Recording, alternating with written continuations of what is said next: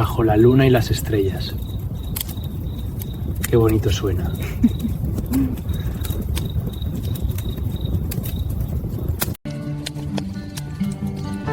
Las brasas con llamas me recuerdan lo que sentí cuando te vi por vez primera.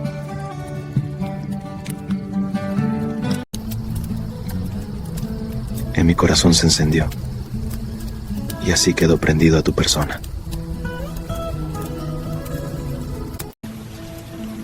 Aunque caiga la lluvia y la humedad de la sociedad nos amenace, al permanecer unidos en el amor de Cristo, nuestra relación no se extinguirá.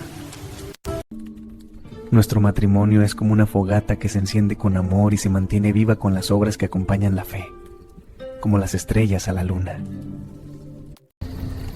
Si estoy contigo, no importa circunstancia ni temporada, nuestra relación no se extinguirá. Nuestro amor es como las brasas de la fogata, no se apaga con el viento ni con la noche. Permanece encendido, ardiente, alimentado por la verdad de lo que sentimos. Ponme como un sello sobre tu corazón, como una marca sobre tu brazo, porque fuerte es como la muerte el amor, duros como el Seol los celos sus brasas, brasas de fuego. Muchas aguas no podrán apagar el amor, ni lo ahogarán los ríos. Si alguien diera todas las riquezas de su casa por este amor, de cierto las despreciarían.